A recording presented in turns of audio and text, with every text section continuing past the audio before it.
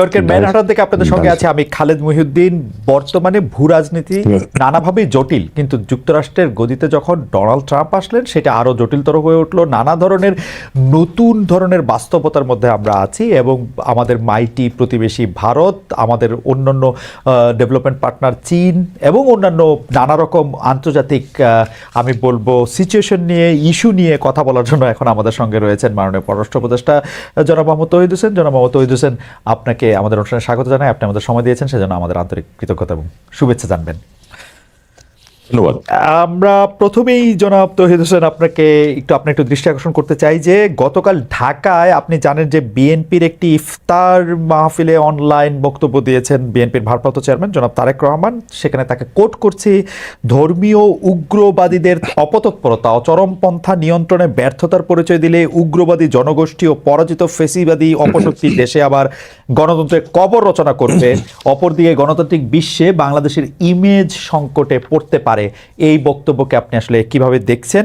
দুটি তিনটি বিষয় আপনিও নিশ্চয়ই খেয়াল করেছেন। ধর্মীয় উগ্রবাদীদের অপতৎপরতা ও চরমপন্থা নিয়ন্ত্রণে ব্যর্থতার কথা বলছেন জনাব তারেক রহমান, ইমেজ সংকটের কথা বলছেন।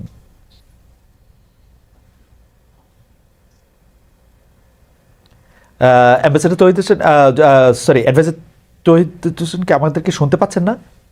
এই মুহূর্তে শুনতে পাচ্ছি, মাঝে একটুখানি শোনা যাচ্ছে। আচ্ছা, আমি আবার বলি, সেটি হচ্ছে যে বিএনপির একটা ইফতার মাহফিলে, ওটা শুনেছি। জি জি, এটা আপনি কিভাবে দেখছেন? আপনার মন্তব্য জানতে চাচ্ছি। হ্যাঁ, জি ওকে। জি, দেখুন, যে বিষয়গুলি তারেক রহমান সাহেব বলেছেন, এটা তো উদ্বেগ প্রকাশ করা যায়।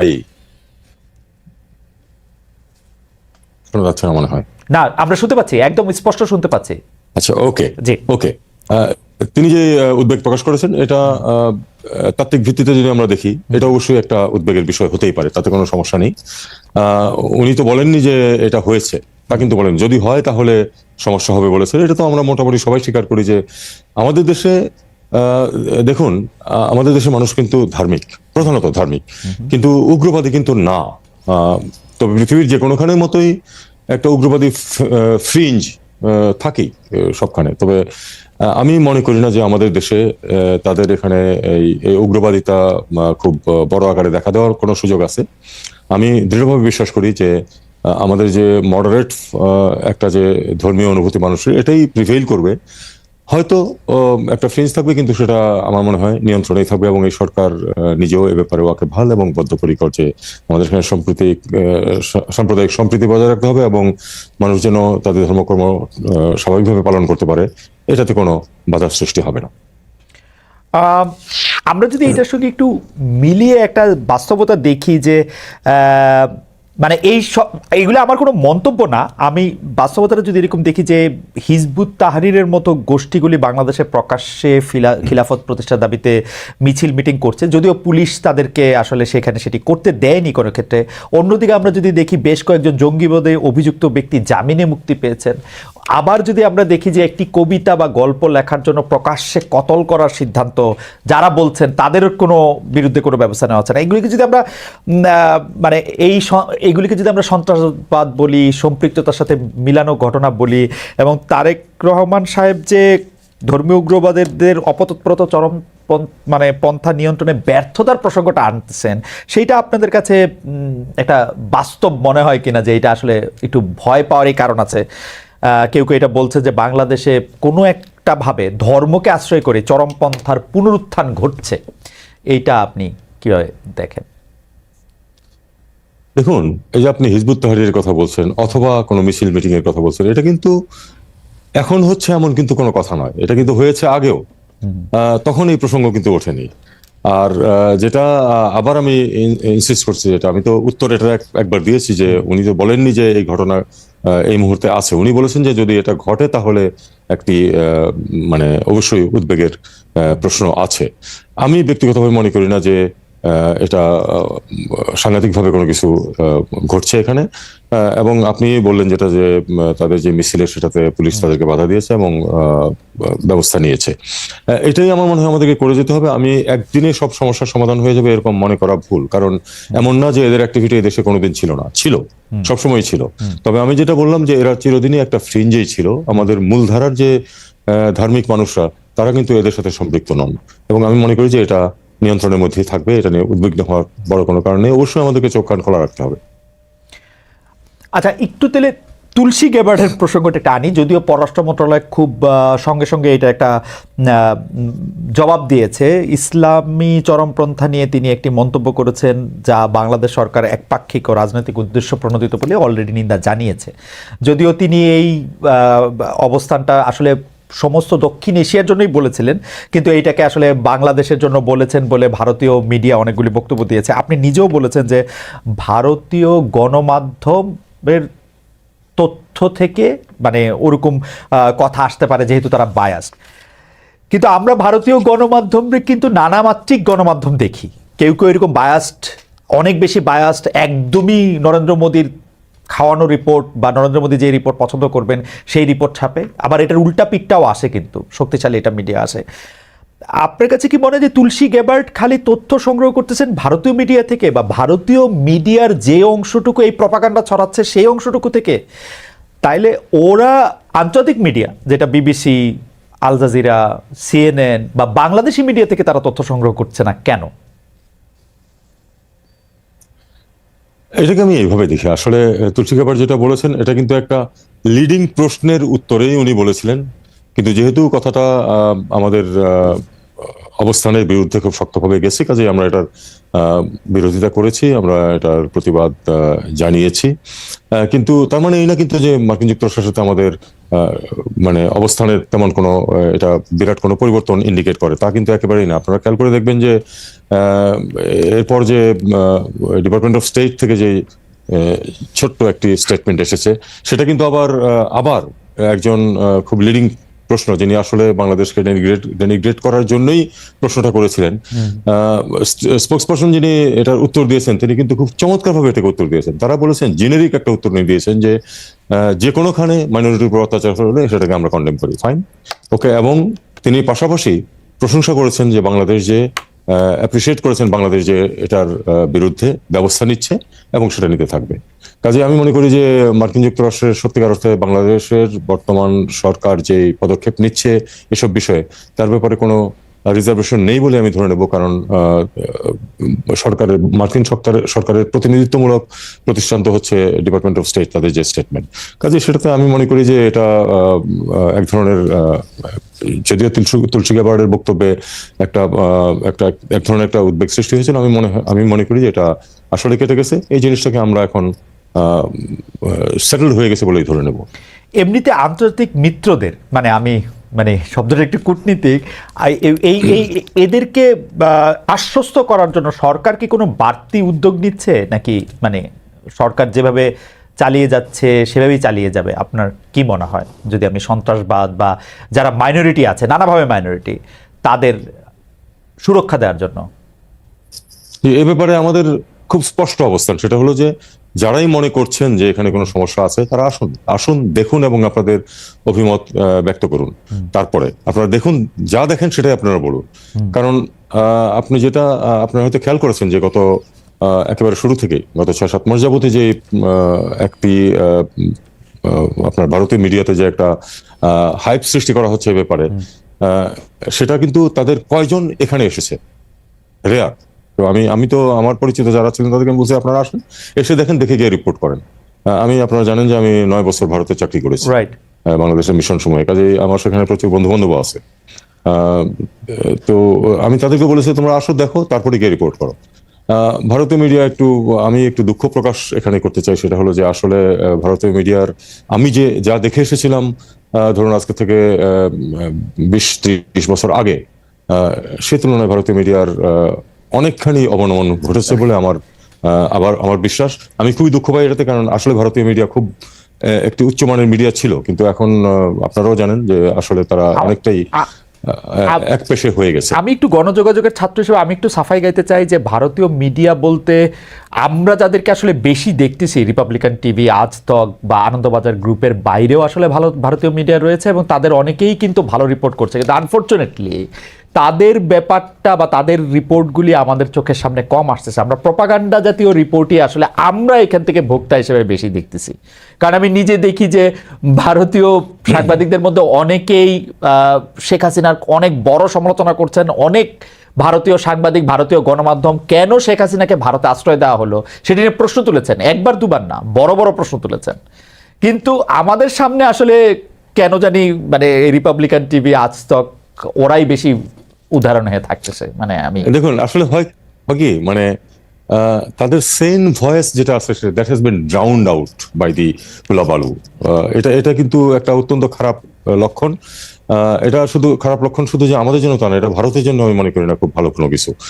কিছুদিন আগে আপনারা দেখেছেন হয়তো যে সুহাসিনী হায়দারের সাথে আমি একটা ইন্টারভিউ দিয়েছি ইয়ে থাকতে, জি, জি। এখানে তো কোনো সমস্যা হয়নি, কিন্তু সেটা কতটুকু প্রচার পায় আর দেখুন এই যে নেগেটিভ প্রচারণা কতটুকু প্রচার পায় সেটা হলো একটা দেখার বিষয়। আমারও মনে হয় আমাদের দর্শকদেরও আসলে যারা এরকম নেগেটিভ প্রপাগান্ডা করে তাদের এত বেশি দেখবে কিনা এটা নিয়ে আসলে এইটাও একটু আসলে ভেবে দেখার দরকার আছে মনে হয়, যে মানে আমি কেন দেখবো এদের? একটা একটা জিনিস কি, আপনি তো মিডিয়ার মানুষ, একটা জিনিস হলো কি যে গুড নিউজ সাধারণত নিউজ হয় না, ব্যাড নিউজকে নিউজ করা হয় সবসময়।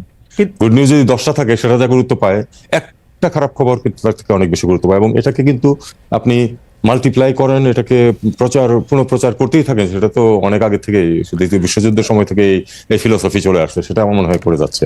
না কিন্তু আমি আমি আমি আমি আপনার কথা একদম কিন্তু ঘটনা হচ্ছে যে খবর হচ্ছে এমন একটা জিনিস, খবর যদি মিথ্যা খবর, ফরমালিন, কার্বাইড এগুলি কিছু দিয়ে বাঁচানো যায় না। মিথ্যা খবরটা আসলে প্রকাশিত হয়ে পড়ে। তো যারা মিথ্যা খবর দেয় বা প্রপাগান্ডা করে তাদের প্রতি তো আর আমাদের এরকম আস্থা থাকার উচিত মানে কথা না। আমি মনে করি যে আপনি একটা খারাপ খবর আরো 10 ভাবে দিলেন সেটা ঠিক আছে, কিন্তু যারা একটা প্রপাগান্ডা করতেছে, প্রচার করতেছে, মিথ্যা কথা বলতেছে, তাদেরটাও কেন আমাদের শোনা দরকার।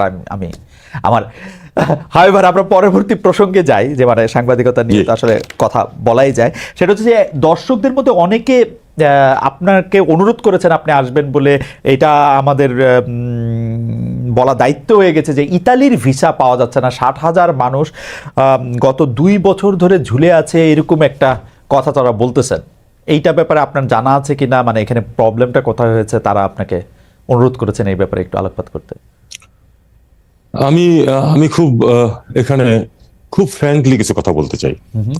এই ব্যাপারটা নিয়ে আমি শুধু যে জানা আছে তাই না, আমি এটাতে ওতপ্রোতভাবে জড়িত। আমি চেষ্টা করছি এই জ্বরটা ছাড়াতে, এবং ইটালিয়ানরা প্রথমে একটু বেশ এগিয়েছিল যে 3-4 মাসের মধ্যে শুরু হয়ে পরবর্তী 6 মাসের মধ্যে সমাধান হয়ে যাবে, কিন্তু পরে ইটালির অভ্যন্তরীণ একটা আইন বা নিয়ম পরিবর্তন হয়েছে, যে কারণে আমাদেরকে অনেক দেরিতে পড়ে যেতে হচ্ছে। এখানে বিষয়টা হচ্ছে যে তারা প্রতিটা কেস তারা পরীক্ষা করে দেখে তারপরে ক্লিয়ার করছে। এগুলি কিন্তু সব বেশিরভাগই এমপ্লয়মেন্ট ভিসা অথবা ফ্যামিলি ইউনিয়নের প্রশ্ন। এখন অনেক ক্ষেত্রে দেখা গেছে যে যেখানে হয়তো কোনো একজন 2 জন বা 3 জন লোককে চাকরি দিতে পারে, সেখানে 10 জন লোককে চাকরি দিয়ে দিয়েছে। এটা ঘটেছে, এবং এটা এখানে দুর্নীতি জড়িত, আমাদের লোকেরা জড়িত এবং ইটালির লোকেরাও জড়িত। মানে এটা এখানে প্রচুর অর্থের আদান প্রদান হয়েছে, যে কারণে এক একজনের যেতে আমি শুনতে পাই যে 12 থেকে 15 লাখ টাকা নাকি খরচ হয় এক একজন মানুষের এখান থেকে যেতে। এবং এই টাকার তো খুব সামান্য অংশ আসলে প্রকৃত সরকারি নিয়মে ব্যয়ের অংশ অত্যন্ত সামান্য, বাকিটা কিন্তু আসলে বিভিন্ন দুর্নীতিগ্রস্ত মানুষের পকেটে যায়। এবং তারা এই কাজটা করছে করে এখন, যে কারণে আমরা যে কাগজপত্র দেই এটার বিশ্বাসযোগ্যতা একেবারেই নেই। এমনকি যে ইটালি থেকে কাগজ দিচ্ছে যে সে 10 জন লোককে চাকরি দিতে পারে এবং দিচ্ছে, এবং সেখানে তারা ইন্সপেকশন করে তারপরে এটাকে ক্লিয়ার করবে। আমাদেরকে জানিয়েছে যেটা তারা দেখবে যে আসলে ওখানে 10 জনের চাকরির ব্যবস্থা আছে কিনা। না হলে যে যাবে গিয়ে 2 জন ওখানে চাকরি পাবে আর 10 জন রাস্তায় থাকবে, এটা তারা কোনো অবস্থাতেই চাচ্ছে না। এবং এই জন্য আমি কিন্তু তাদেরকে দোষ দিতে পারি না, দোষটা কিন্তু প্রাথমিকভাবে আমাদের। আমরা এটাকে এখন চেষ্টা করছি যে জটটা কিভাবে ছোটানো যায়। আমরা রিকোয়েস্ট করছি যে তোমরা একটু দরকার হলে কিছু বেশি মানুষকে এনগেজ করো। জি বলুন। আমার একটা ছোট্ট প্রশ্ন আছে, যে আপনি, আমাদের দর্শকরাও কিন্তু আপনার সাথে একমত যে 2টা চাকরির ব্যবস্থা করে 10টা করা হয়েছে, এরকম করা হয়েছে। যারা এগুলিতে করেছে, অ্যাটলিস্ট বাংলাদেশের যে অংশটুকু এই দুর্নীতির সাথে জড়িত, তাদের আসলে শাস্তি হবে কিনা, তারা তাদের ব্যয় করা টাকাটা, মানে অনেকে তো চাকরি আসলে জেনুইনলি হবে না, তারা টাকাটা দিয়ে দিয়েছেন, তারা টাকাটা ফেরত পাবেন কিনা এবং তাদের শাস্তি হবে কিনা যারা তাদেরকে এরকম ভুল বুঝিয়ে মিথ্যা কথা বলে টাকাটা নিয়েছেন? এটা একেবারে আইনি ব্যাপার, আমি এ ব্যাপারে কমেন্ট করতে পারবো না নিশ্চিতভাবে। যে তাদেরকে শাস্তি হবেই, টাকা ফেরত পাওয়া যাবে, এই নিশ্চয়তা দেওয়া আমার পক্ষে সাধ্যাতীত। ইনফ্যাক্ট কারো পক্ষেই সম্ভব না এটা। একটা জিনিস আপনি জানেন যে টাকা যখন আপনি দিয়ে ফেলেন তখন কিন্তু আদায় করাটা বেশ মানে আইনি মাধ্যমে আদায় করা বেশ কঠিন কাজ, সময় সাপেক্ষ ব্যাপার। এটা তো শুধু এখানে না, এটাতে না, আপনারা জানেন যে বিপুল পরিমাণ অর্থ আমাদের দেশ থেকে চুরি করে বিদেশে পাচার করা হয়েছে। আমরা তো চেষ্টা করছি সেটা উদ্ধারের, কিন্তু কতখানি উদ্ধার করা যাবে? কারণ টাকা যখন একবার এখানে চলে যায় সেটা থেকে উদ্ধার করে আনা খুব কঠিন। একই কথা ক্ষুদ্র আকারে এখানেও খাটে। একজন নিয়েছে টাকা, এবং দেখা গেল যে একজন তো না, আসলে কয়েকটা স্টেজ থাকে, কয়েকজন জড়িত, কাকে অ্যাকিউজ করা হবে এটাও অনেক সময় নির্দিষ্ট করা কঠিন হয়ে যায়। পাশাপাশি let us accept the reality যে আমাদের এখানে তো দুর্নীতি আছে, দুর্নীতির মাধ্যমে অনেকে পার পেয়ে যায়। ওকে। বাংলাদেশের বিভিন্ন দূতাবাসে কর্মরত ছিলেন, কিন্তু সরকার পরিবর্তন মানতে পারেননি, আপনাদের বিরুদ্ধে এক ধরনের বিদ্রোহ ঘোষণা করেছেন, এমন কূটনীতিকের সংখ্যা আসলে কত? মাননীয় পররাষ্ট্র উপদেষ্টা তাদের প্রচার প্রচারণা বিদেশে বাংলাদেশ বিষয়ে কি বার্তা দিচ্ছে, তাদের বিরুদ্ধে কি ব্যবস্থা নিচ্ছেন বা ব্যবস্থা নিচ্ছেন কিনা? সম্প্রতি মরক্কোর বিদায়ী রাষ্ট্রদূত আপনাদের সরকারের সমালোচনা করে ফেসবুকে পোস্ট দিয়েছেন। তিনি বলেছেন যে শুধু একটি বই লেখার জন্য, তাও অনেক দিন আগে, তার চাকরি চলে গেছে এবং ইউনূস সরকার দেশে বিদেশে ষড়যন্ত্রের মাধ্যমে ক্ষমতায় এসেছেন, টিকে থাকছেন। আসলে আপনি যে এইরকম কতজন যদি বলেন তাহলে উনি একমাত্র এই কাজ করেছেন। আমি আশা করি যে প্রফেশনাল কোনো ডিপ্লোম্যাট এরপরে এই কাজ করবে না, আর কেউ। তারপরে আমাদেরকে অবশ্যই চোখ কান খোলা রাখতে হবে। উনি যে করেছেন এটা আপনাকে আমি এটুকু বলতে পারি যে উনি চলে যাওয়ার 3 সপ্তাহ আগেও একজন উপদেষ্টার কাছে তদবির করেছেন তাকে যেন অন্য কোথাও পোস্টিং দেওয়া হয়। সবচেয়ে বড় কথা, তাকে কিন্তু চাকরিচ্যুত করা হয়নি। তাকে চাকরিচ্যুত করার পরে যে উনি এটা করেছেন তা না, অথবা যে উনি যে রিজাইন করেছেন তাও না। বিষয়টা হচ্ছে যে উনি কিন্তু স্বাভাবিকভাবে তাকে ঢাকায় বদলি করা হয়েছে। সরকার যে কাউকে যে কোনো সময় বদলি করতে পারে, তাকে ঢাকায় বদলি করা হয়েছে। উনি দায়িত্ব ত্যাগ করেছেন নিয়ম অনুযায়ী, টিএডিএ নিয়েছেন, এবং তারপরে উনি ঢাকায় না এসে কানাডাতে গিয়ে এই কথাগুলি বলছেন। এটা স্পষ্ট কারণ হচ্ছে যে উনি আসলে কানাডাতে আশ্রয় নিতে চান। এবং এখানে একটু ছোট্ট তথ্য আমি অ্যাড করে রাখি। ওনার স্ত্রী এবং এক সন্তান আজকে থেকে 2 বছর আগে সবুজ পাসপোর্ট নিয়ে কানাডায় অবস্থান করছেন, তার সাথে না। তার মানে আসলে তার পরিবার ওখানে রিলোকেট করার ব্যবস্থা উনি 2 বছর আগে থেকেই করছেন। তারই পরম্পরায় আমি মনে করি যে এখন যাতে সহজে উনি আশ্রয় পেতে পারেন, এই জন্য উনি দেশের বিরুদ্ধে এরকম একটি জঘন্য মিথ্যাচার করেছেন। এরকম সংখ্যায় মানে আপনাদের মানে উনাকে আপনি একমাত্র বলছেন। আমি আমি আমি পরবর্তী প্রসঙ্গের মধ্যে যাই, যে আপনি জানেন যে গত মাসে ডোনাল্ড ট্রাম্প একটা $29 মিলিয়ন একটা কথা বলেছিলেন। আপনি খুবই কূটনৈতিক ভাষায় শব্দ চয়ন করে তাকে ঠিক মিথ্যাবাদী না বলে আপনি বলেছিলেন যে কথার সত্যতা আপনি পান নাই। তো এইটা কি, এইটার ব্যাপারে কি কোনো ডেভেলপমেন্ট আছে? মানে এই $29 মিলিয়ন কথা কি তিনি হঠাৎ করেই বললেন, এমনি এমনি বললেন? মানে এইটা কেনই বা বলতে যাবেন? বাংলাদেশ তো আসলে ডোনাল্ড ট্রাম্পের জায়গা থেকে দেখলে 186 বা 210টা দেশের একটা, মানে এই দেশ সম্পর্কে আবার একটা $29 মিলিয়ন, এটা উনি কেন বলতে যাবেন? মানে এর পিছনে কি কারণ? দেখুন, প্রেসিডেন্ট ডোনাল্ড ট্রাম্প কেন কোন কথা বলেছেন এটা বিচার করার যোগ্যতা আমার নেই। আমি আসলে অনেক সময় বুঝিও না। উনি নিশ্চয়ই কোনো কারণে সেটা বলেছেন। তবে আমি আমাদের এখানে যারা এটা নিয়ে নাড়াচাড়া করেন তারা দেখেছেন যে আমার তো কোনো মেকানিজম নাই এটা চেক করার মতো। তারা দেখেছেন যে আসলে এরকম কোনো কিছু ঘটনা ঘটেনি যে 2 জন ব্যক্তিকে এই টাকা দিয়ে দেওয়া হয়েছে ইত্যাদি ইত্যাদি। আমরা সেই অনুযায়ী যে আমরা যেটুকু দেখতে পেয়েছি সেটুকুই কিন্তু আমার বক্তব্যের মধ্যে, আমাদের মিনিস্ট্রির বক্তব্যের মধ্যে আছে, এর চেয়ে বেশি কিছু না।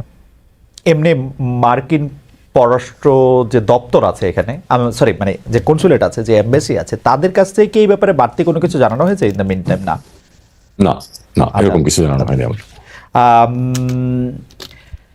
2025 সালের মধ্যে নির্বাচন করা বা এটা ডক্টর ইউনূস ইদানিং মনে হয় বেশি করে ডিসেম্বর মাসটাই স্পেসিফিকলি বলছেন। এর আগে বড়জোর জুন মাস পর্যন্ত আমরা শুনেছিলাম। এর জন্য কি আন্তর্জাতিক চাপ রয়েছে আপনাদের উপর? আন্তর্জাতিক, বিশেষ করে যুক্তরাষ্ট্র, ইউরোপীয় ইউনিয়ন কি নতুন প্রশ্নের গণতান্ত্রিক বৈধতা নিয়ে প্রশ্ন তুলতে পারে? মানে সরকার এমন চাপের মুখে পড়লে তারা, মানে আপনারা যদি ইলেকশনটা না করতে পারেন, মানে আসলে কেউ কেউ বলছেন যে আপনারা কিছু সংস্কার করবেন, সংস্কারটা শেষ করে তারপর ইলেকশনে যাবেন, কেউ কেউ বলছেন না 2025-এর মধ্যে ইলেকশন হবে। আপনি কি 2025-এর মধ্যে ইলেকশনটা হবে এরকম দেখতে পান, এবং এর জন্য কোনো আন্তর্জাতিক চাপ আপনাদের রয়েছে কিনা? অন্তত আমি যেটুকু জানি, আমার উপরে কোনো আন্তর্জাতিক চাপ, আমার মাধ্যমে বা আমার উপরে কোনো আন্তর্জাতিক চাপ কখনো আসেনি। আমি দেখেছি যে আমাদের বন্ধু রাষ্ট্র যারা আছে তারা সবাই কিন্তু এই সরকারের যে কর্মসূচি ইনক্লুডিং রিফর্মের প্রতিও কিন্তু তারা বেশিরভাগই কিন্তু স্পষ্টভাবেই বলেছেন যে হ্যাঁ, রিফর্মের ব্যাপারে আমরা সমর্থন করি সরকারকে, এরকমই কিন্তু বলেছেন বেশিরভাগ। কাজেই আমি মনে করি যে আন্তর্জাতিক চাপ আছে। বিষয়টা হচ্ছে আমাদের অভ্যন্তরীণ, এবং আমাদেরকে অভ্যন্তরীণ বাস্তবতার ভিত্তিতেই কিন্তু সিদ্ধান্ত নিতে হবে, যেটা প্রফেসর ইউনূস অবশ্যই নেবেন সেই সিদ্ধান্ত। আমি আমার নিজের অবস্থান থেকে আমি আসলে বলতে পারবো না যে কবে নির্বাচন হবে, কারণ এটার জন্য আরো অনেকে জড়িত আছেন এর মধ্যে, এবং চূড়ান্ত সিদ্ধান্ত তো অবশ্যই প্রফেসর ইউনূস নেবেন। আর সেই সাথে আরেকটা জিনিস আমাদেরকে বুঝতে হবে যে আসলে তো সংস্কার কতটুকু হবে না হবে সে নিয়ে বেশ কিছু কমিশন ছিল, তারা তাদের মতামত দিয়েছেন, তাদের রিকমেন্ডেশন দিয়েছেন। সেটা নিয়ে এখন নেগোসিয়েশন চলছে রাজনৈতিক দলগুলোর সাথেও। তো আমি মনে করি যে এই নেগোসিয়েশনে দেশের জন্য যেটা ভালো সেটাই বের হয়ে আসবে। এবং মূল জিনিসটা হচ্ছে যে এই সরকারের আলটিমেট লক্ষ্য তো হচ্ছে একটি নির্বাচন অনুষ্ঠান করে নির্বাচিত ব্যক্তিদের হাতে ক্ষমতা হস্তান্তর করে যাওয়া। এটাই তো আমাদের আলটিমেট উদ্দেশ্য, যে অন্তর্বর্তী সরকার হিসেবে তাই দাঁড়ায়, এবং আমরা সেটা করতেই বদ্ধপরিকর। এখন প্রশ্নটা হচ্ছে সময় কতটুকু লাগবে, আগে কতটুকু রিফর্ম হবে, পরে কতটুকু হবে ইত্যাদি। এটা নিয়ে আমি মনে করি যে বাংলাদেশের মানুষ সাধারণত এসব বিষয়ে ভুল করে না। আমি দৃঢ়ভাবে বিশ্বাস করি যে আলাপ আলোচনার মাধ্যমে এটা একটা সুন্দর পথ বেরিয়ে আসবে, এবং আমরা একটা ভালো নির্বাচন করে তাদের কাছে ক্ষমতা হস্তান্তর করে চলে যেতে পারবো।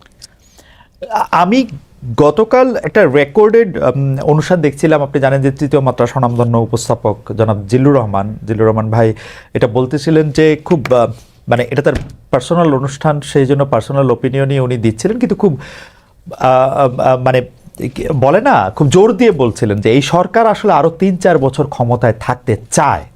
কেন এই সরকার 3-4 বছর ক্ষমতায় থাকতে চান সেটা তার ব্যাখ্যার জায়গায় আমি না গেলাম, যে উনি এটা বলছেন যে 3-4 বছর তাদের আসলে কিছু জিনিস দরকার, তাদের ক্ষমতা থাকতে হবে।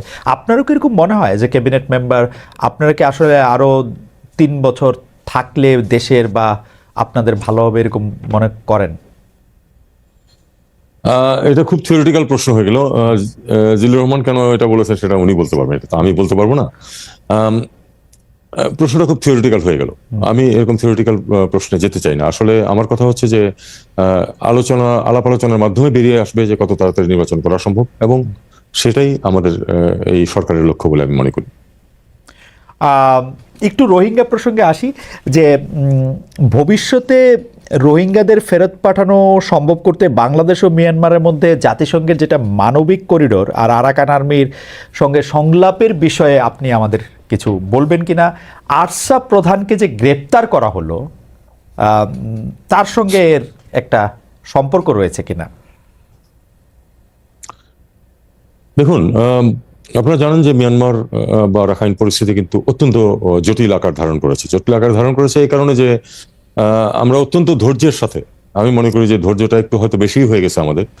আমরা অত্যন্ত ধৈর্যের সাথে দীর্ঘদিন ধরে কিন্তু মিয়ানমারের মিলিটারি সরকারের সাথে এবং তার আগে আধা মিলিটারি সরকারের সাথে কিন্তু আমরা আলাপ আলোচনা চালিয়ে যাচ্ছিলাম এই লোকগুলিকে, এই অত্যন্ত হতভাগ্য মানুষগুলিকে যেন তাদের স্বাভাবিক জীবনযাত্রায় ফিরিয়ে দেওয়া যায়, তাদের দেশে গিয়ে তারা তাদের জীবনযাত্রা নির্বাহ করতে পারেন। ফলাফল এ যাবৎ শূন্য। এর মধ্যে কিন্তু আপনার বাস্তব পরিস্থিতির বিরাট বিরাট পরিবর্তন হয়ে গেছে। সেটা হলো যে 3 বছর আগে তো ওখানে শুরু হয়েছে গৃহযুদ্ধ, এবং গৃহযুদ্ধের ফলে কিন্তু বিভিন্ন ধরনের পরিবর্তন হয়ে গেছে বাস্তবতার। বাস্তব পরিস্থিতিতে এখন ধরুন মোটামুটি রাখাইন রাজ্য, যেটার সাথে বাংলাদেশের সীমানা আছে, রাখাইন রাজ্যের সীমানা কিন্তু অরিজিনালি শুধু বাংলাদেশের সাথে আছে, ভারতের সাথে নেই, কিন্তু তারা আবার খানিকটা পালেতোয়া এবং চীন রাজ্যের খানিকটা দখল করে ভারতের সাথে একটি যোগাযোগ স্থাপন করে নিয়েছে আরাকান আর্মি। এখন অলমোস্ট সম্পূর্ণ নিয়ন্ত্রণ আছে। বম্বিং হচ্ছে উপর থেকে, তাতে করে মানুষের যন্ত্রণা বাড়ছে, কিন্তু তাতে করে কিন্তু আরাকান আর্মির নিয়ন্ত্রণ কিন্তু শিথিল হয়নি এই রাজ্যের উপর। কাজে এখন বাস্তবতা হচ্ছে যে আরাকান আর্মি ডিসাইড করবে যে এখানে কি হবে না হবে। এমনকি যদি একসময় তো এই গৃহযুদ্ধ পরিস্থিতি শেষ হবে এবং তখন সেটেল ডাউন করবে, যখন করবে তখনও কিন্তু Arakan army will B a major power, major arbiter, যে এই রোহিঙ্গাদের নিয়ে এবং আরাকান রাজ্যে কি হবে না হবে। তারা কিন্তু যদি একটা ইয়েও হয়, একটা ওখানে যদি একটা স্বায়ত্ত শাসনও হয়, তারা কিন্তু অনেক কিছু ডিসাইড করবে। কাজে তাদের সাথে আমাদেরকে আলটিমেটলি নেগোশিয়েট করতেই হবে। তবে যেহেতু তারা একটা নন স্টেট অ্যাক্টর, একটা রাষ্ট্র হিসেবে আমাদের পক্ষে, আর বিশেষ করে যেহেতু আমরা এখনো কেন্দ্রীয় সরকারকে তো স্বীকার করি, কাজেই তাদের সাথে আমরা আলাদাভাবে অফিসিয়ালি কোনো যোগাযোগ করা আমাদের পক্ষে সম্ভব না। তবে আমি জানি যে সরকারের বাইরে বিভিন্ন ধরনের তৎপরতা হচ্ছে যে একটা কিছু ব্যবস্থা করা। এখানে একটি প্রশ্ন, যেমন বর্ডারে কিন্তু কিছু যোগাযোগ সবসময় আছে, কারণ বর্ডারে ম্যানেজমেন্ট করতে গিয়ে অনেক সময় তাদের সাথে কিছু যোগাযোগ আমাদের করতে হয়, সেটা আমরা নিম্ন পর্যায়ে করে থাকি। আর আরেকটা বিষয় যেটা আপনি বলছিলেন যে করিডোরের প্রশ্ন, করিডোরের প্রশ্নে আমাদের যেটা অবস্থান সেটা হচ্ছে যে করিডোর দিয়ে যে মালামাল যাবে সেটার বিতরণটা কিভাবে হবে, এটা একটা খুব গুরুত্বপূর্ণ প্রশ্ন। এই জন্য যে আমরা এখনো দেখছি না যে আরাকান আর্মি রাখাইনদেরকে এবং রোহিঙ্গাদেরকে যারা ওখানে আছে তাদেরকে একইভাবে ট্রিট করছে, তারা করছে না। তাদের অ্যাট্রোসিটিজ এগেইনস্ট দ্য রোহিঙ্গাস কিন্তু চলমান ছিল, অন্তত এই মুহূর্তে হয়তো নাই, কিন্তু ছিল, এবং যার ফলে কিন্তু অন্তত 80,000 রোহিঙ্গা কিন্তু তারা রাখাইনের দখল নেওয়ার পরেও বাংলাদেশে প্রবেশ করেছে। তো এটা আমরা তো চাই না যে এটা ঘটতে থাকুক। এখন যদি সিম্পলি এই ত্রাণ সামগ্রী তাদেরকে দিয়ে দেওয়া হয়নি গিয়ে আরাকান আর্মির হাতে, তারা এতটা বিশ্বাস এখন অর্জন করতে পারেনি যে তারা এটা সঠিকভাবে বিতরণ করবে। আমরা আশঙ্কা করি যে এটা যদি হয় তাহলে তারা সেটা রাখাইনদেরকে দেবে, রোহিঙ্গাদেরকে ডিপ্রাইভ করবে, যাতে করে এটা উইপন অফ ওয়ার হিসাবে কিন্তু এটা ব্যবহারের একটা সম্ভাবনা আছে। আমরা সেটা চাই না। আমরা চাই যে যদি এখান থেকে কোনো সরঞ্জাম ইউএনএইচসিআর এর মাধ্যমে যায়, ইউএনএইচসিআর কে তার উপর, তার ডিস্ট্রিবিউশন প্রসেসের উপর নিয়ন্ত্রণ থাকতে হবে। নিয়ন্ত্রণ কমপ্লিট না হোক, অন্তত পাশাপাশি নিয়ন্ত্রণ থাকতে হবে, যাতে সবাই এটার ভাগ পায়। আপনি আসলে মানে আমি প্রশ্ন করার আগেই আপনি মোটামুটিভাবে পুরোটা বিষয়ই আপনি ব্যাখ্যা করেছেন, কিন্তু আমার এটা খুবই কৌতূহল লেগেছে যে জাতিসংঘের মহাসচিব যখন এখানে আসলেন, সঙ্গে আপনিও ছিলেন, আমি তাকে ইংরেজি ভাষাতেই কোট করি, তিনি যখন এটা বলতেছেন যে the Arakan Army is an entity with which I believe a necessary dialogue must take place. আমাদের সাথে, বাংলাদেশের সাথে আরেকটা দেশের কূটনৈতিক সম্পর্ক রয়েছে এখনো, মানে কূটনৈতিক সম্পর্ক বলতে আমি যদি বলি ওই সরকারটাকে আমরা সরকার হিসেবে স্বীকৃতি দিচ্ছি, যেটা আপনি বলতেছেন, সেইখানে ওইখানকার বিদ্রোহী একটা গ্রুপের সাথে ডায়লগ হবে, সেটা জাতিসংঘের মহাসচিব বলছেন, আমাদের দেশে এসে আপনি সেখানে উপস্থিত আছেন, এইটার একটা মানে মানে এইটা আপনার একটা কূটনৈতিকভাবে এটার আপনার একটা জবাবদিহি করতে হবে না? মানে এমনিতেই ওরা আমাদের কথা শোনে না, তার মধ্যে মানে এইটা একটু পুরোটা নিয়ে চলে যাওয়া না, মানে মানে অল ইন হইল না এটাতে? মানে আপনার কি মনে হয়? না, দেখুন আমরা কোনো জাম্প করব না কোনো সিদ্ধান্তে, আমরা কোনো জাম্প করব না। তবে এই বিষয়টা আমরা উপলব্ধি করি যে আলটিমেটলি আমাদেরকে অবশ্যই আরাকান আর্মিকেও ইয়াতে হিসাবে নিতে হবে এবং তাদের সাথে নেগোশিয়েট করতে হবে। আমাদের কোন স্টেজে করবো সেটা আমাদের একটা সিদ্ধান্তের প্রশ্ন আছে। এটাকে বাস্তবতাকে স্বীকার করেছেন আমরা জানি যে জাতিসংঘ মহাসচিব জেনারেল, হ্যাঁ সেক্রেটারি করেছেন। সেটা উনি করতেই পারেন, কারণ উনিও তো চান যে সমস্যাটার সমাধান হোক। সমস্যার সমাধান আসলে শুধু কেন্দ্রের সাথে নেগোশিয়েট করে ফাইনাল হবে না, এটা আমরা জানি, কারণ বাস্তবতা পরিবর্তন হয়ে গেছে। ওকে, আমার আসলে চীন নিয়ে একটা প্রশ্ন করতে হবে যে এইটার ক্ষেত্রে চীনের মানে মাননীয় প্রধান উপদেষ্টা চীন সফরে যাচ্ছেন, এটার সাথে আসলে চীনে এটার নিয়ে কথা হবে কিনা, এইটার বা চীনের সফরে এটার মধ্যে থেকে গুরুত্ব পাবে কিনা, কারণ আরাকান আর্মির সহায়তাটা মূলত চীন থেকে আসে, আবার মিয়ানমার সরকারের সঙ্গেও চীনের একটা সম্পর্ক রয়েছে। এটা বিষয়ে কি আপনি কিছু বলবেন? কারণ চীন নিয়ে আমাদের আরো প্রশ্ন রয়েছে আর কি, এইটাতে কিছু বলবেন? না, এটা আমি বলবো এই কারণে যে আপনি বলেছেন যে দুই পক্ষের সাথে চীনের সম্পর্ক আছে। এটা একদিক দিয়ে আমাদের জন্য সুবিধাজনক, এই জন্য যে আমরা যদি কোনো কিছু আসলে সত্যিকার সমাধানটা যেটা চাই সেটাতে চীন বেশ গুরুত্বপূর্ণ ভূমিকা রাখতে পারে, কারণ চীনের সাথে যেহেতু দুই পক্ষেরই যোগাযোগ আছে এবং দুই পক্ষই অনেকাংশেই চীনের উপর নির্ভরশীল। আমরা অবশ্যই চীন আমাদের বন্ধু রাষ্ট্র, আমরা চাইবো যে তারা আমাদেরকে সহায়তা করুক। আমরা আশা করব যে এই সমস্যার সমাধানে চূড়ান্ত বিচারে চীন একটি ইতিবাচক ভূমিকা রাখবে।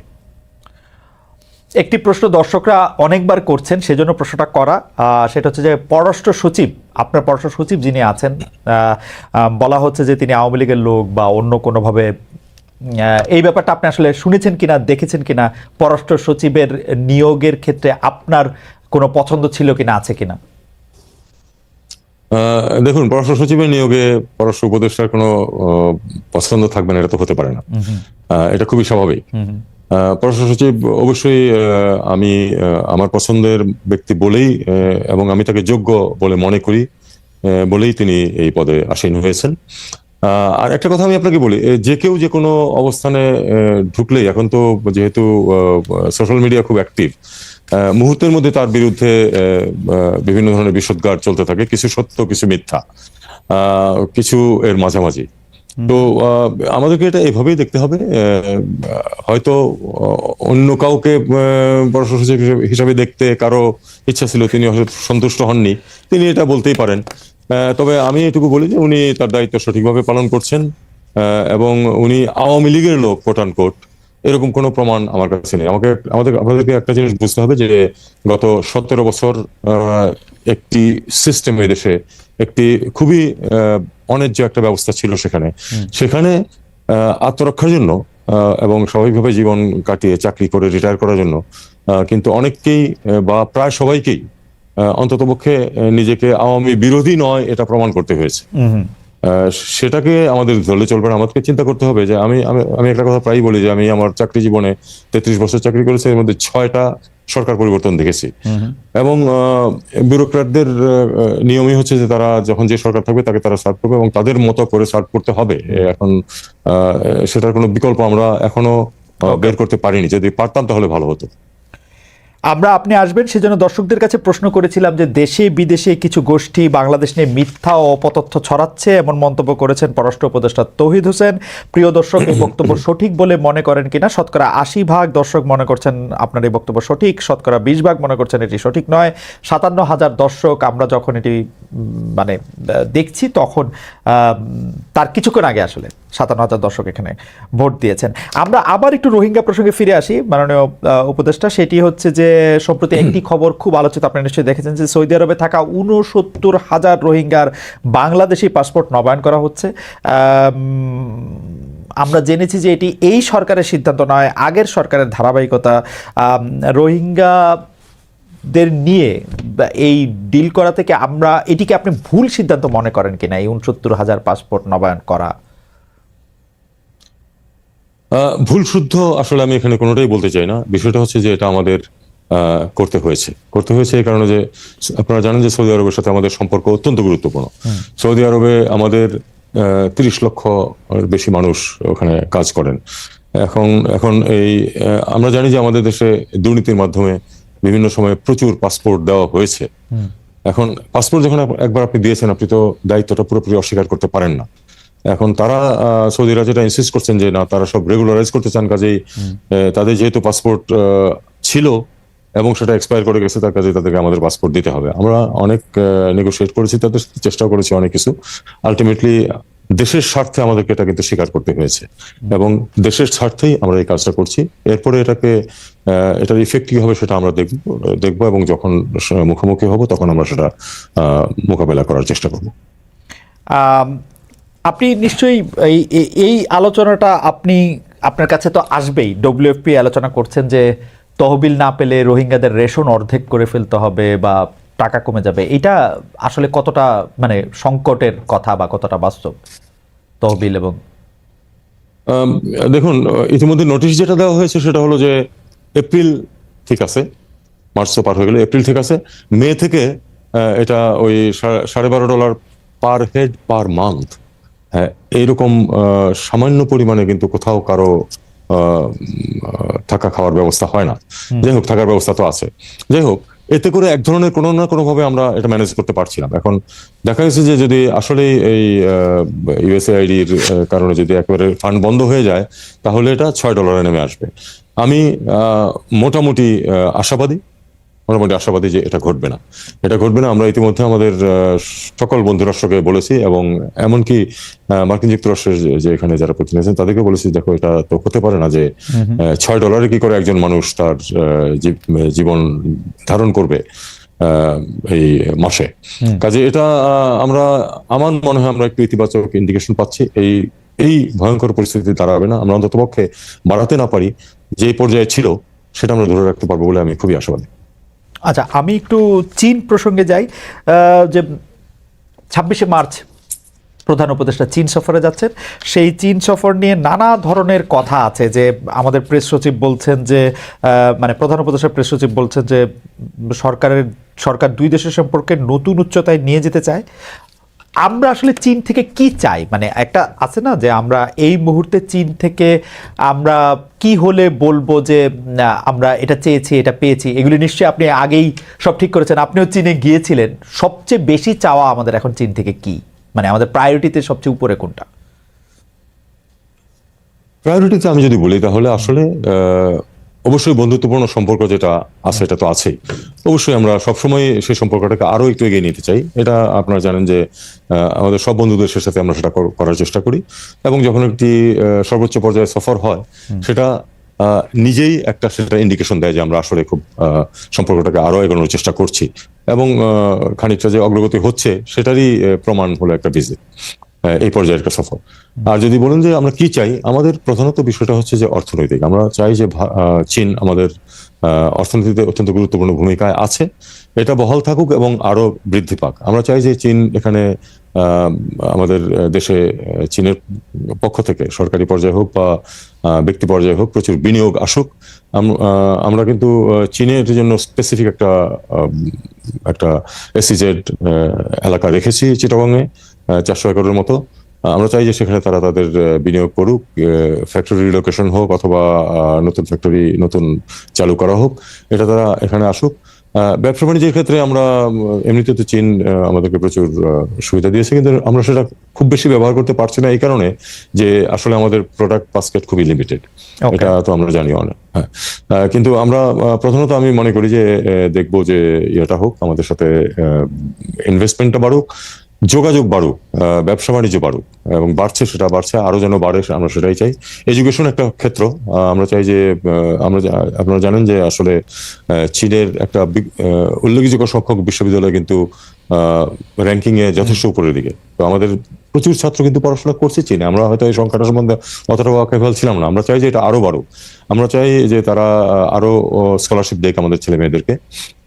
পাশাপাশি আমরা চাই যে তারা হেলথ সেক্টরে একটু এগিয়ে আসুক। আমরা চাচ্ছি যে তারা তাদের এখানে যে হসপিটালগুলি আছে সেটাতে বাংলাদেশের চিকিৎসার ব্যবস্থা কিছুটা ইতিমধ্যে একটি ছোট্ট গ্রুপ গেছে ট্রায়াল কেস হিসাবে, সম্ভব কিনা, কতটুকু সম্ভব, কতটুকু ভায়াবল সেটা আমরা দেখব।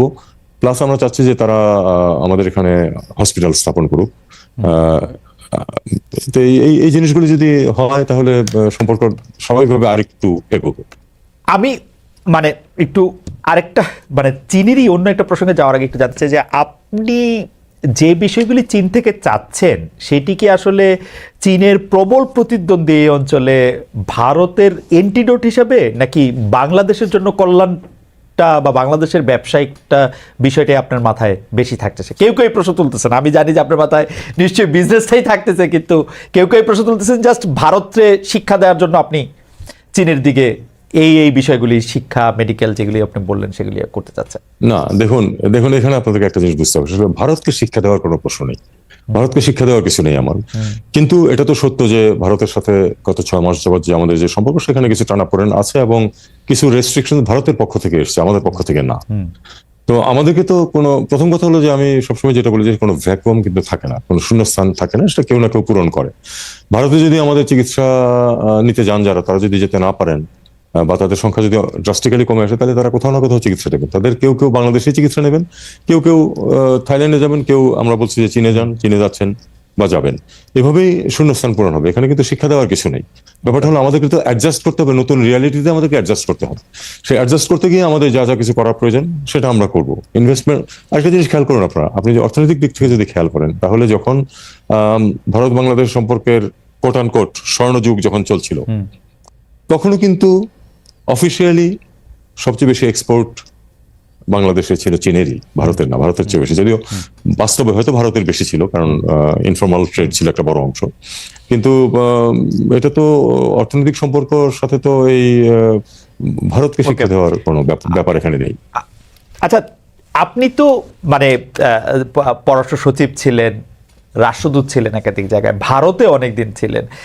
আপনার কাছে এই প্রশ্নটা করতে চাই যে তিস্তা মহাপরিকল্পনা নিয়ে কিন্তু শেখ হাসিনা সরকার শেষ দিকে এসে ভারত না চীন অ্যাপারেন্টলি সামনাসামনি হলো এই সংকটে পড়ে, এবং মানে আমি এরকম আর দেখি নাই, মানে এই কোল্ড ওয়ার পরবর্তী যুগে সফর সংক্ষিপ্ত করে একটা রাষ্ট্রপ্রধান চলে আসেন আরেকটা জায়গায় এবং তিনি বলেন যে তার মেয়ে অসুস্থ ছিলেন। মানে শেখ হাসিনাকে আসলে তাড়িয়ে দেওয়া হয়েছে কিনা ভাগিয়ে দেওয়া হয়েছে কিনা সেটা আমরা জানি না। তো এই সংকটটাকে আপনারা কিভাবে ডিল করবেন? মানে আপনি দেখেন যে শেখ হাসিনা একটা কথা আমি মানে কোট করতে চাই, তিনি বলছেন চীন তো রেডি, কিন্তু আমি চাচ্ছি যে এটা ইন্ডিয়া করে দিক, এই প্রজেক্টটা করলে এই প্রজেক্টের জন্য যা দরকার ইন্ডিয়া দিতেই থাকবে, ঠিক আছে, যা সাফ সাফ কথা রাখা ঢাকা নেই। অথচ চীনের সাথে তিস্তা প্রজেক্টটা নিয়ে কিন্তু এর আগে মানে ভারত খুব মানে চাপ দেওয়ার আগে এটা কিন্তু অনেকখানি এগিয়েছিল। আপনারা এটা কিভাবে ডিল করবেন, মানে চীন ভারত তিস্তা প্রজেক্ট?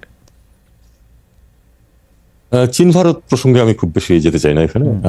আমি আপনাদেরকে এটুকু বলতে পারি যে আমরা আসলে দুই দেশের সাথেই ভালো সম্পর্ক চাই, অবশ্যই আমাদের স্বার্থে, অবশ্যই পারস্পরিক শ্রদ্ধার ভিত্তিতে এবং পারস্পরিক স্বার্থ সামনে রেখেই আমরা এটা করব। চীনের সাথে এই আপনি ওয়াটার রিসোর্স ম্যানেজমেন্ট নিয়ে আসলে আমাদের কিছু কাজকর্ম হচ্ছে, সেটা নর্মালি এগোবে। আমি মনে করি না যে এটাতে হঠাৎ করে বড় কোনো কিছু যে ব্যত্যয় হয়ে যাবে তা না।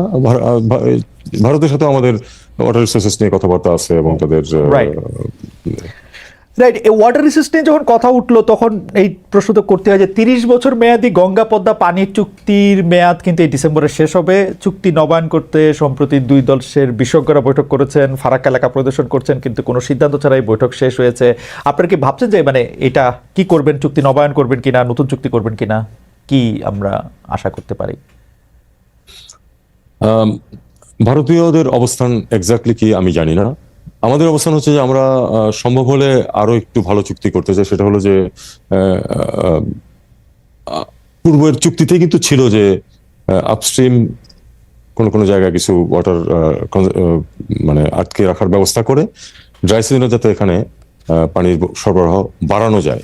এটা স্বীকৃত ছিল যে আসলে যে পানি যেটুকু আছে সেটা দুই দেশের পূর্ণ প্রয়োজনের জন্য যথেষ্ট না, এটা দুই পক্ষ স্বীকার করেছে। এবং লোয়ার রেপিরিয়ানের তো কিছু করার নেই এই ক্ষেত্রে। আপার রেপিরিয়ান হিসেবে ভারত এবং নেপালে জলাধার করে পানি সরবরাহ বাড়ানো সম্ভব, এটা বাড়ানোর কথা কিন্তু আমাদের আগের চুক্তিতেই আছে। এখন আমি জানি না যে এটা এ নিয়ে কিন্তু 30 বছরের কোনো অগ্রগতি হয়নি। 30 বছরের কোনো অগ্রগতি হয়নি এটা নিয়ে। দুই পক্ষের কোনো পক্ষ থেকে খুব জোরালো কোনো দাবিও কখনোই জানানো হয়নি যে এটা অবিলম্বে করা হোক। তো মন্দের ভালো হিসেবে যদি আমরা বর্তমান চুক্তি যেটা আছে এটাকে নবায়ন করতে পারি, আমি মনে করি যে আপাতত সেটা খুব খারাপ হবে না। সেখানেও প্রভিশন থাকুক যে ভবিষ্যতে যাতে আমরা আরো ওয়াটার অগমেন্টেশনের জন্য আপস্ট্রিমে কোনো ফ্যাসিলিটি সৃষ্টি করতে পারি। আমি মনে করি এটাই আমাদের এখন লক্ষ্য হওয়া উচিত। মানে এই চুক্তি নবায়নকে আপনারা মন্দের ভালো মনে করছেন? মন্দের ভালো এই জন্য যে ইয়া তো হয়নি, মানে যে একটা জলধারা বাড়ানোর যে একটা কথা ছিল, যে পানির প্রবাহ বৃদ্ধির একটা যে কথা ছিল, সেটা তো আমরা কিছু করিনি। তো সেটা যদি আমরা এখন করতে পারি, নির্দিষ্ট যদি করে বলতে পারি যে হ্যাঁ আমরা অমুক অমুক জায়গায় করব, তাহলে সেটা অবশ্যই খুব আইডিয়াল হবে। কিন্তু সেটা হবে আমি এটা মনে করি না। কিন্তু অন্ততপক্ষে যে চুক্তিটা আছে এটা যদি নবায়ন হয় দীর্ঘ সময়ের জন্য, এবং তার মধ্যে যদি আবার একটা অন্তত প্রতিশ্রুতিটা পুনর্ব্যক্ত হয় যে না আমরা এবার সত্যি সত্যি চেষ্টা করবো এটার প্রবাহ বাড়াতে, তাহলে আমি মনে করি সেটা খুবই ভালো হবে। একটু শেখ হাসিনা প্রসঙ্গে আসি। সম্প্রতি বিবিসি বাংলাকে দেওয়া সাক্ষাৎকারে প্রধান উপদেষ্টা ডক্টর মোহাম্মদ ইউনূস বলেছেন ভারতের সঙ্গে সম্পর্ক ভালো আছে, কিন্তু ভারতের পররাষ্ট্র দপ্তর সহ বিভিন্ন সরকার মহল প্রতি সপ্তাহে এখনো মনে করিয়ে দিচ্ছে শেখ হাসিনা ভারতে তাদের অতিথি হিসাবে আছেন। দ্বিতীয়ত তারা বলছেন বাংলাদেশের নির্বাচিত সরকার এলে কেবলমাত্র সম্পর্কটা স্বাভাবিক হবে। আবার একটু বলি, কেউ কেউ বলছেন শেখ হাসিনা আসলে নয়াদিল্লি নাই, তিনি অন্য কোথাও আছেন। এই বিষয়টাকে আসলে পররাষ্ট্র মন্ত্রণালয় বা আপনি আসলে এটাকে কিভাবে দেখছেন? মানে ভারতের সাথে আমাদের একটা স্বাভাবিক সম্পর্ক থাকবে, কিন্তু আমাদের একজন পলাতক প্রধানমন্ত্রী যিনি বিভিন্ন ধরনের অপরাধ করে দেশ থেকে পালিয়ে গেছেন, তাকে আবার তারা আশ্রয় দিবেন, অতিথি হিসেবে রাখবেন। বিষয়টা আসলে কিভাবে আপনি ডিল করেন? দেখুন, এটা একটি ইরিটেন্ট বলেই আমি মনে করি। এটা একটা ইরিটেন্ট, এবং এটা এই ইরিটেন্ট রিমুভড হলে আমরা খুশি হব। তবে এটার কারণে আমরা ভারতের সাথে সম্পর্ক ভালো করব না এমন কোনো তো আমাদের অঙ্গীকার নেই। আমরা ভারতের সাথে ভালো সম্পর্ক চাই, তারপরেও এটা একটি ইরিটেন্ট। এই ইরিটেন্টটা রিমুভ যদি ভারত করে তাহলে সেটা একটা পজিটিভ ইম্প্যাক্ট রাখবে আমাদের সম্পর্কের ক্ষেত্রে। তবে একটা জিনিস যেটা আসলে গ্রহণযোগ্য না, সেটা আমরা তো বলেছিও, সেটা হলো যে অভ্যন্তরীণ ব্যাপারে কোনো হস্তক্ষেপ আমরা পছন্দ করি না। আমরা পছন্দ করি না এবং গ্রহণও করি না। আমাদের এখানে ওই সরকারের সাথে ভারত সরকারের সম্পর্ক থাকবে। সরকারের ধরন কি অথবা কবে কি পরিবর্তন হবে সেটা ভারতের বিষয় না, সেটা আমাদের জনগণের বিষয়, এবং জনগণ সিদ্ধান্ত নেবে। সেই সিদ্ধান্ত গ্রহণ প্রক্রিয়াতে আছে জনগণ। সেটা নিয়ে ভারতের কোনো কমেন্ট, সেটা সেনাপ্রধানই হোক আর তাদের যে আপনার স্পোক্সপারসনই হোক, আমি মনে করি তাদের এ ব্যাপারে কোনো কিছু বক্তব্য দেওয়ার প্রয়োজন আছে। ইতিহাসের খাতিরে একটা প্রশ্ন করি মাননীয় পররাষ্ট্র উপদেষ্টা, যখন শেখ হাসিনা 5 আগস্ট হেলিকপ্টারে করে, সামরিক হেলিকপ্টারে করে বা সামরিক বাহনে করে তাকে ভারতে নিয়ে যাওয়া হলো, সেই সময় আসলে ভারত কূটনীতির বা ডিপ্লোমেসির কোন প্রোটোকলটা ব্যবহার করেছিল? যে একজন সরকার প্রধান আসছেন এখানে সফর করতে, না কি? মানে তাদের তো এগুলি তো সবগুলি রেকর্ড থাকে, মানে ইতিহাসের খাতিরে একটু জানতে ইচ্ছা করে যে এই রেকর্ডটা আসলে কি। আমরা দেখেছি বিভিন্ন পত্রপত্রিকায় নানাভাবে নানা কিছু বলেছে। আপনি আসলে এই বিষয়টা সম্পর্কে আপনার কাউন্টারপার্টের সঙ্গে যখন আপনার কথা হয়েছে বা আপনার কাগজপত্রের মধ্যে আসলে জিনিসটা কি হিসাবে থাকবে? দেখুন, আমি ইতিহাসের ছাত্র, লেখাপড়া করেছি এই বিষয়ে ঢাকা বিশ্ববিদ্যালয়ে। ইতিহাস এত তাড়াতাড়ি লেখা হয় না। অনেকে মনে করেন যে ইনস্ট্যান্টলি এই ঘটনাটা যদি ঠিকমতো রেকর্ডেড না হয় তাহলে বোধহয় হারিয়ে যাবে। আসলে হারিয়ে যায় না কোনো কিছুই। 100 বছর পরে, 50 বছর পরেই কিন্তু প্রকৃত সত্যটা কিন্তু তখন বেরিয়ে আসে। কারণ যখন ঘটনা ঘটে সেখানে দুই পক্ষ থাকে, তাদের সেন্টিমেন্ট, তাদের ইমোশন খুব বেশি কাজ করে। কিন্তু এটা যখন 50 বছর পরে, 100 বছর পরে লেখা হবে, বিভিন্ন সূত্র থাকবে। আজকে পত্রিকাতে যেগুলি খবর বেরোচ্ছে সেগুলি সূত্র হিসেবে থেকে যাবে, এবং সেখান থেকে কিন্তু প্রকৃত সত্যটা তখন বেরিয়ে আসবে। আমার মনে হয় আমি এই থিওরিটিক্যাল উত্তরটা দিয়ে এখানে শেষ করি। এটা নিয়ে এখনই এটা নিয়ে বিচলিত হওয়ার কিছু নেই। আচ্ছা, পাকিস্তানের সাথে বাণিজ্যিক সম্পর্কের প্রসঙ্গে আসি। যে পাকিস্তানের সাথে বাণিজ্যিক সম্পর্ক বাংলাদেশ বৃদ্ধি করছে, জাহাজে পণ্য আসছে, ফ্লাইট চালু হয়েছে, শিক্ষা সংস্কৃতি বিনিময়ের উদ্যোগ দেখা যাচ্ছে। নিক্কেই এশিয়া বলছে যে বাংলাদেশ পাকিস্তান ঘনিষ্ঠতায় কৌশলগত চাপে পড়েছে হচ্ছে ভারত। এটা কি আসলে বাস্তবতা? মানে আমি জানতে চাইছি যে আসলে কৌশলগত চাপে পড়েছে কিনা, এবং সেইটা আপনাদের উদ্দেশ্য ছিল কিনা যে ভারতকে একটু কৌশলগত চাপে রাখা। কারণ আমরা গত 15 বছর ধরে শুনেছিলাম যে ভারতকে যা দিয়েছি তারা চিরকাল মনে রাখবে, আমাদের প্রধানমন্ত্রী বলেছেন। সুতরাং একটু চাপে রাখা দরকারও কিনা? আমি এটাকে চাপের কোনো কিছু দেখি না। আমি দেখি এটাকে এভাবে যে আসলে গত 10-15 বছর যেটা করা হয়েছে সেটা হলো যে পাকিস্তানের সাথে ডেলিবারেটলি যে ভালো সম্পর্ক রাখবো না, এরকম একটা অ্যাটিটিউড ছিল, যেটা আমি মনে করি যে সঠিক না। আমাদের সব দেশের সাথে ভালো সম্পর্ক রাখার চেষ্টা করা উচিত। বিশেষ করে পাকিস্তান তো এই উপমহাদেশের একটা দেশ, সার্কের মেম্বার।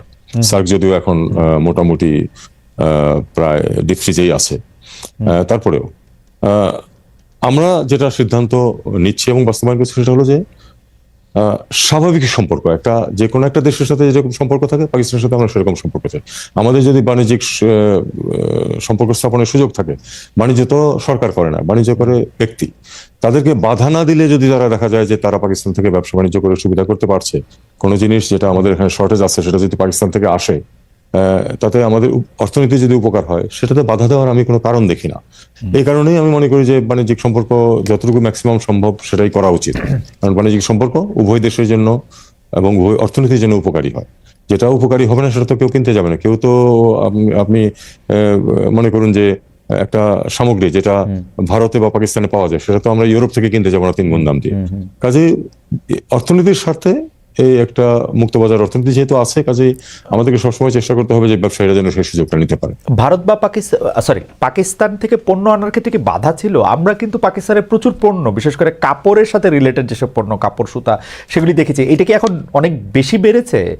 আর আরেকটা ব্যাপার হচ্ছে যে আমরা তো সাবেক প্রধানমন্ত্রীকে ধাম করে ইমরান খানকে ফোন করেও ফেলতে দেখেছি, মানে যোগাযোগ শুরু করতেও। মানে এইটার থেকে কি আলাদা কিছু আপনারা করছেন মানে বাণিজ্য বা কূটনীতির ক্ষেত্রে? না, খুব আলাদা কিছু না।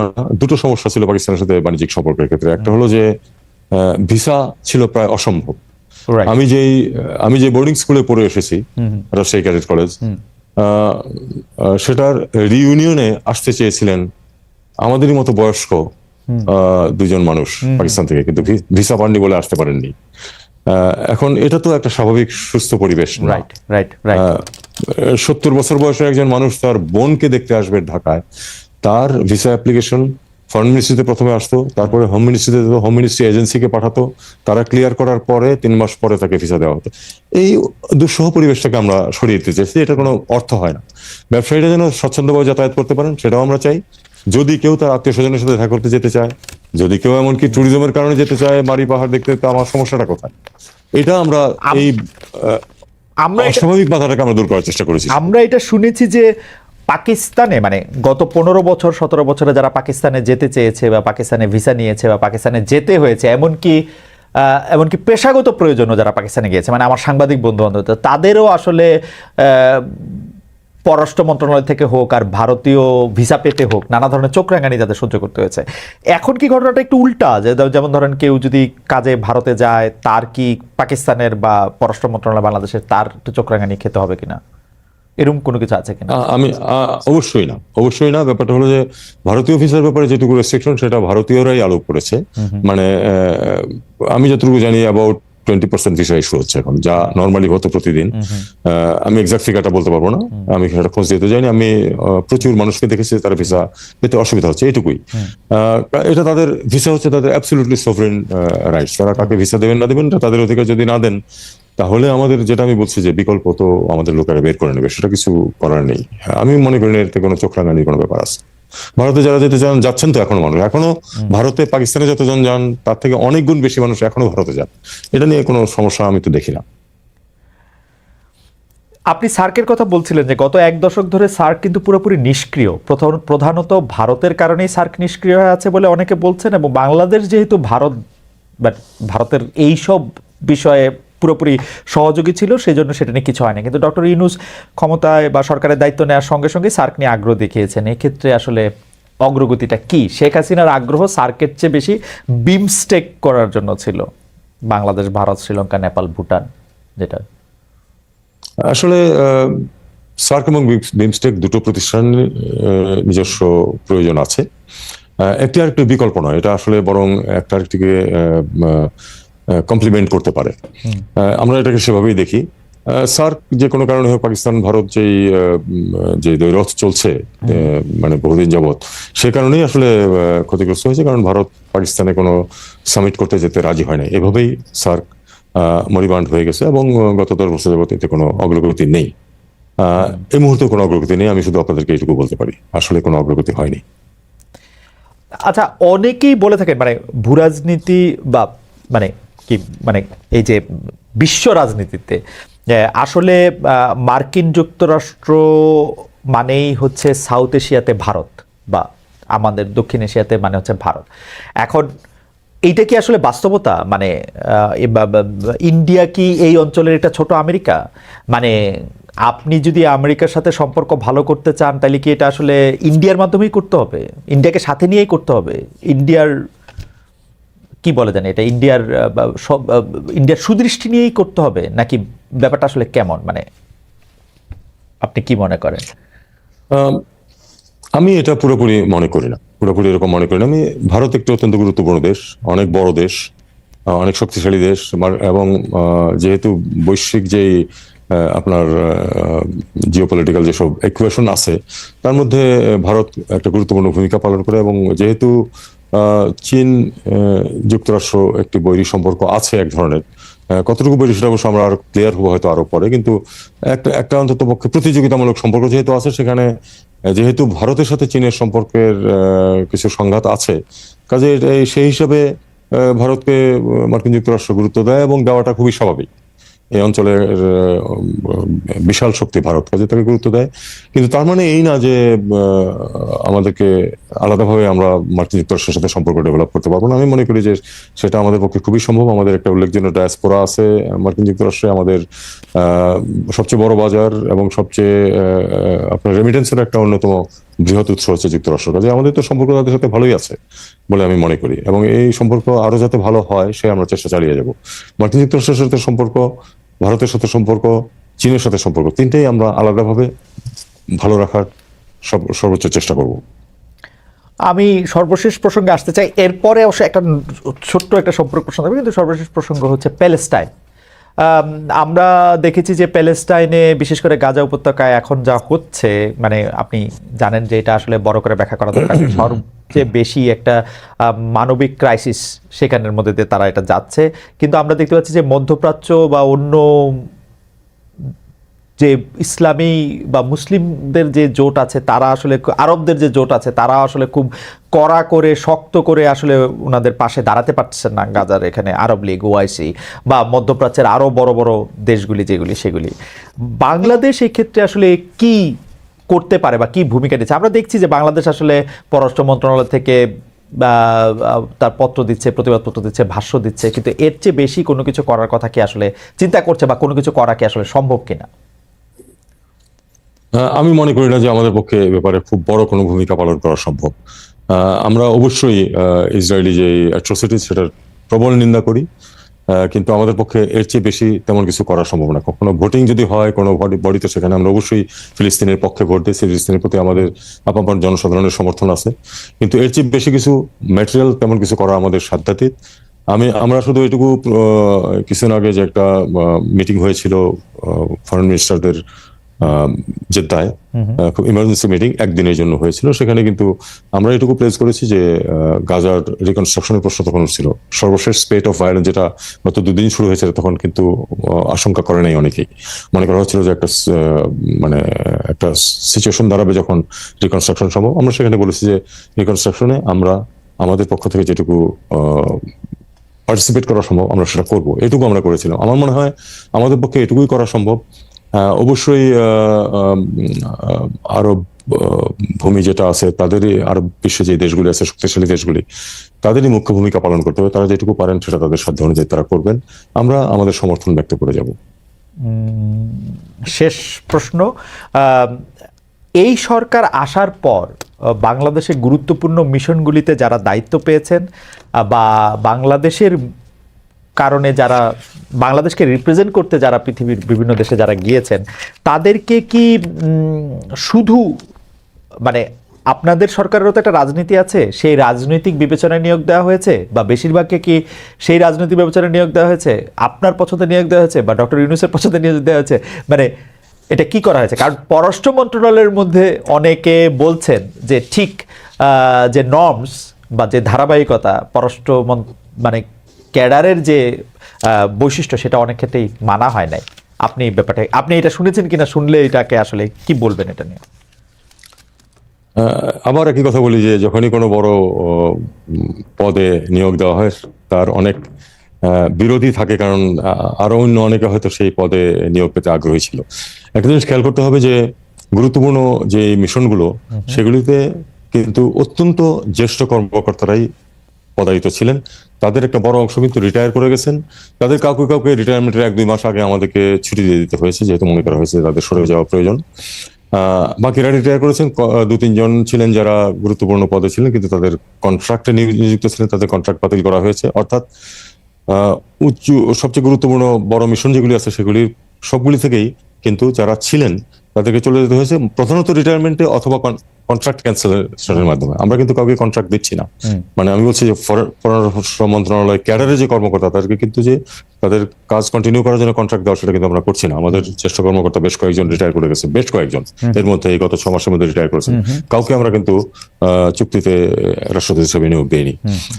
আপনারা খেয়াল করে দেখবেন যে যারা নিযুক্ত হয়েছেন তারা প্রায় সবাই, আমি 2-1 জন এক্সেপশন আছে, প্রায় সবাই কিন্তু তালিকার সর্বজ্যেষ্ঠ কর্মকর্তা এরাই। সিনিয়র মোস্ট 2টো ব্যাচ থেকেই তাদেরকে দেওয়া হয়েছে এবং তাদের যোগ্যতার ভিত্তিতেই দেওয়া হয়েছে, কোনো রাজনৈতিক বিবেচনা এখানে নেওয়া হয়নি। অবশ্যই 2-1 জন থাকতে পারেন যারা হয়তো স্পষ্টভাবে খুব বেশি বাড়াবাড়ি রকম পক্ষপাত করেছিলেন পূর্ববর্তী সরকারের, তাদেরকে আমরা বিবেচনায় নেইনি।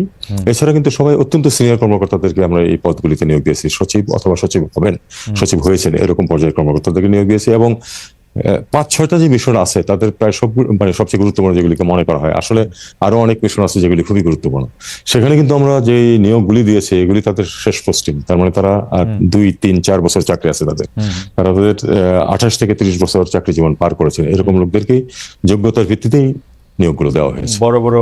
বড় বড় ইনফ্লুয়েন্সারদের মধ্যেও অনেকেও বলছেন যে আপনাকে না, দেখুন এখানে এখানে এখানে একটু বিষয় আছে, সেটা হলো যে এই পদগুলিতে কারা যাবেন বা রাষ্ট্রদূত হিসেবে কারা নিযুক্ত হবেন, সেখানে অবশ্যই যিনি উপদেষ্টা অথবা মন্ত্রী, যখন নর্মাল সরকার থেকে মন্ত্রী থাকলেন, তার অবশ্যই একটা গুরুত্বপূর্ণ ভূমিকা থাকে এখানে। আমার একটু সুবিধা অথবা অসুবিধা ছিল, যেটা সেটা হলো আমি যেহেতু 33 বছর এখানে চাকরি করেছি এবং যারা এখানে এখন রাষ্ট্রদূত পদে নিযুক্ত আছেন তারা প্রায় সবাই সরাসরি আমার অধীনে গুরুত্বপূর্ণ পদে চাকরি করেছেন, মাঝারি পদে, ডাইরেক্টর থেকে ডিজি লেভেলে চাকরি করেছেন। কাজে আমি তাদেরকে জানি যে কারা কোন কাজটি পারবেন, সেটাও কিন্তু বিবেচনায় নেওয়া হয়েছে। তারপরে প্রশ্ন আছে যে আমার যদি 10 জন অফিসার খুব ভালো প্রয়োজন হয়, আমি তো 10 জন নাও থাকতে পারে, আমার কাছে তো 6 জন আছে, বাকি 4 জন নেক্সট বেস্ট দেখে আমাকে দিতে হয়েছে, এরকম আর কি বিষয়টা। তবে এখানে আসলে পক্ষপাতিত্বের কোনো ব্যাপার নেই বা রাজনীতির কোনো ব্যাপার নেই। মাননীয় পররাষ্ট্র উপদেষ্টা, আপনাকে অনেক ধন্যবাদ। জনাব মোহাম্মদ তৌহিদ হোসেন আজকে আমাদের সঙ্গে ছিলেন, অনেকগুলি প্রশ্নের জবাব দিয়েছেন। প্রায়